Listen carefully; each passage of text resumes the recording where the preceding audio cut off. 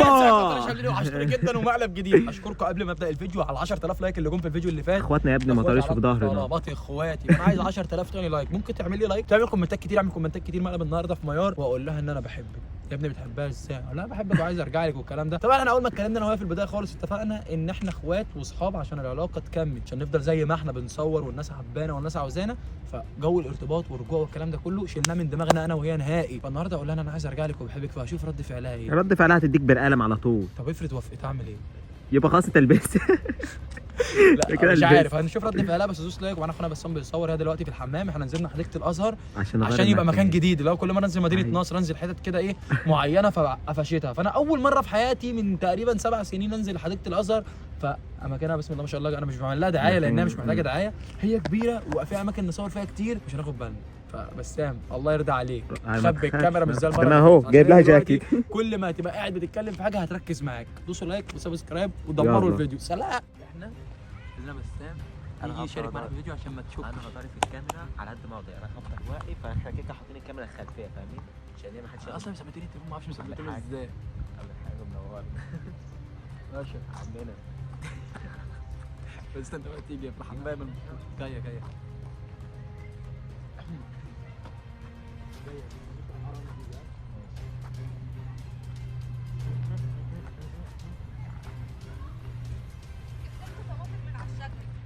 بجد والله. طماطم ايه؟ ايه ده؟ اوعى تاكلها. الطماطم بجد. ايه ده يا بتكسر بصيع. بذرة اكيد. كسر ايه؟ هو دي طماطم انت عبيطه؟ ايوه بس اقول لك ايه؟ السيد الشجري مليان. مش شجر الطماطم دي. هات الطماطم بتاعتك. كسرناها. هات الطماطم. خلاص بسام بياكلها. لا بقى على الكلمتين ده. يا عم الله يرضى عليك. يا ابني انت عبيط عادي والله. او طب انا ده انت يا ابني خلاص عادي. انت بتفتح في الحوار ليه يا اسطى؟ انا اتكلمت بيني وبينك يعني. يا ابني الموضوع ده بيصعب. حصل؟ حاجة حصل؟ ما حصلش حاجه. ما اقعدي ساكته. انت ايه رغايه ليه؟ انت ما صدقتي. اقول لك ايه؟ باختصار كده حاول عايز اقول لك حاجه بس مش عارف اقولها لك. وهو هيقولها لي. فيها بجد. اصل كده يا ابني تسمع منك احسن من حد تاني. وبعدين ده حاجه يا ابني جوه قلبك. هتتكلم؟ يا حاجه جواز انت عميد يا اسطى اللي انت مجنون. عادي يا حامد ما تهزرش يا اسطى. تعالوا نتكلم واحنا ماشيين. لا خلينا مستقبلين عشان ما اعرفش. ممكن اتصور صوره. ممكن بعد الكلام نروح. لا والله عادي هتاخد الموضوع ببساطه وعادي صح؟ بص قول لي هقول انت. قول لي. بس قبل ما ابدا في الكلام عايزك تاخد الكلام عادي طبيعي ماشي؟ انا قعدت افكر في الموضوع كتير والله بجد. ولقيت ان احنا نرجع وكده وكده يعني. مين؟ نرجع ازاي؟ نرجع احنا رجعنا. نرجع بقى نرجع. لا ما هو عايز نرجع يقول لك إن نرتبط كده تاني عايز. والكلام ده. عادي. ارتباط حصل وخطوبة. وكمان. لا احنا متفقين. كمان يعني كفايه اللي حصل. بص ايه العلاقة في يعني؟ حاجات يا مرة. انا نحاول نصلح الدنيا يعني. الدنيا دي بتتصالح بيني وبينك، لكن الاهالي عمرها ما تتصلح خالص. احنا كنا عاملين انا وانت احتمالات ان مستحيل المستحيلات يعني نتكلم تاني. يا عم يا ربنا كاتب لنا ان احنا ممكن نتكلم عادي تاني احنا بس. نحاول برضه نخلي ربنا يكتب لهم ان هم يتصالحوا وان احنا نرتبط تاني والجو ده. ايه رايك؟ مش يمكن ربنا عمل كل الحوار ده ان خلاكم تبعدوا عشان تعرفوا بعض اكتر. لا عشان نرجع احسن من الاول صحاب واخوات، لكن بس احنا هو- هنخسر بعض لو هو من إحنا ناحيته ما ينفعش يبقى اصحاب. لا. يعني إزاي؟ هو يعني إحنا الكلام أصلاً اللي هو متفقين؟ حكاهولي ان هو يعني بيحبك تاني. لا ما احنا متفقين. هو ربنا يعلم محمد عنده ايه، عندي ايه بايظه، عنده ايه. يا عم عادي خلاص غير الموضوع. بس احنا متفقين اصلا في البدايه يعني ماشي يا مان بس في ايه؟ طب ما تديله فرصه. والله نص الشارع ده قربوا كده يا عم. قربوا فين بس شويه النهارده ما حدش يسمعني. عادي فكري يا ستي في الموضوع المشكله يعني. ما على فيهاش فكرة تفكير. وايه اللي ما فيهاش تفكير عادي عشان يعني. ما نخسرش بعض يا تاني. ستي وأنا سيبها على حابة إن الله أنا مش أخسر. هنخسر بعض. لا طبعا هنخسر بعض. انا عارفه طالما خسرنا بعض اول ميه هنخسر بعض تاني. فكري بس في الموضوع.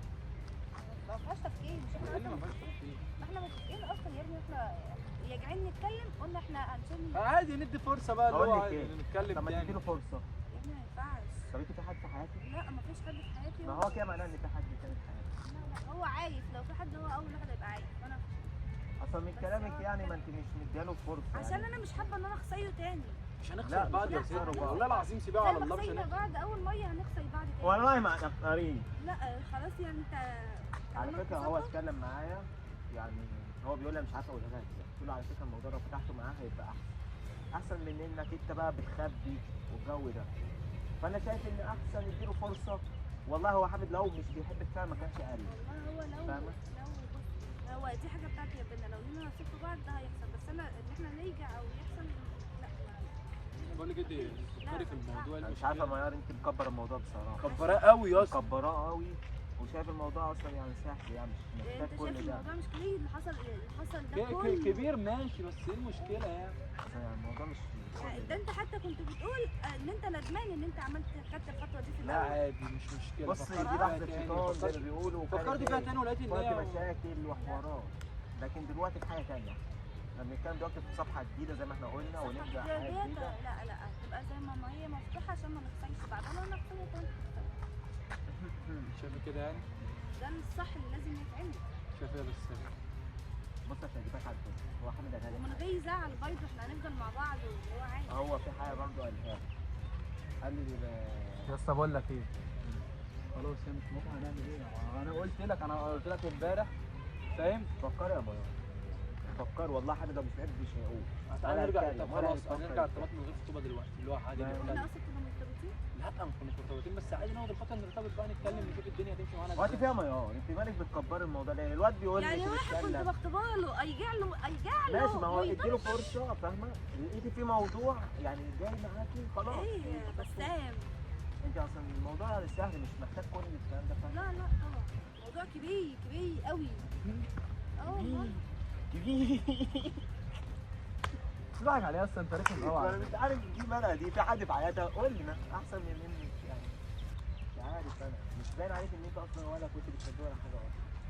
لا هو احنا مش هنتكلم في اللي فات، احنا هنتكلم في دلوقتي. ماشي. لا مش هو هنخسر دلوقتي سيد. بيفتح صفحه اخر جديدة. سؤال ايه ايه رأيك؟ موافقه على الموضوع ده؟ مش واقفه على القرار؟ طب ما تفكري وتردي عليا بالليل. فكري فيها. نرجع ارتباط وخطوبه وبتاع تاني، بس يعني ممكن نرجع ارتباط من غير ما حد لا يعرف ما ينفعش. واحنا اخوات على السوشيال ميديا يعني انت زي ما من الناس فاكره الاخر وكده. باختصار ليه مش عايزك ليه ما تفهمي اصلا. ينفعش؟ لا يبقى انت بقى عايزه اقول لك تبقى. نرجع مرتبطين وبعد كده نتكتب. انت عبيط. خلاص حامد خلاص بقول لك ايه، لا يا نفتح اسطى الفيديوهات لا ولا ونعيش بقى فيديوهات ايه زي ما كنت ولا بقول. بتاع. لا بص بصي اصل انت الموضوع ده كده بصي يا عم حامد احنا لازم نقول لها الحقيقه. كل حاجه اه فاهم، بس من غير ايه؟ من غير ناخد اي خطوه من ده عشان ما نخسرش بعد كده. او حوالي بس انت حامد بالنسبه لك دلوقتي غالي ولا لا؟ صح اكيد طبعا. خلاص يبقى ترجعي. وانتوا وادي شايفين الكاميرا. قالت اهو قالت اهو قالت وانما انا اصوركم انا. نفسك كام؟ لا قمر يا اختي. لا يا اما نعمل فيها ايه؟ عميته ولا ايه؟ ما ينفعش. ونجيب الناس تشارك معانا طيب تعالى عشان خلي بالك يا عم الحاج. تعالى والله لا ثواني بس احنا اتفقنا طب انا بقى عايز ارجع. مفيش رجوع كان فيه وخلص. يخرب انا بيت صدمت يا ناي ازياء. انا جنانهم. ايه ده؟ ايه رايك؟ ايه رايك في المقلب والتكتيك والتخطيط وبتاع؟ انت خدتش بالك انا قلت انا عمال اخبي وبقول هتلاحظها. عشر دقايق. احنا قلنا مفيش حد يزعل. باي باي. قلنا مفيش حد يزعل. مش زعلانه. بس اقول لك والمقلب ايه؟ بس ده مش خلق عليك. بتحبيه يعني؟ حبيبي يا صاحبي خالص. اخواتي اصلا اللي بيسلموا عليا يا اخواتي اخواتنا. فاهم؟ مفيش خالص. قلنا محدش يزعل محدش يتضايق. وانا الصراحه حبيت اعمل الملف دي، قلت اشوف رد فعلك ايه. احنا كده اتفقنا ان احنا اصحاب واخوات وخلاص، دي خلصت. حبك ساكن. يلا. فاهم؟ يا رب يكون الملعب عجبكم، دوسوا لايك واشتركوا في لا القناه، بجد انا مخدوده يا واللي جدعان. يموت ما يزعلش. السلام عليكم. ايه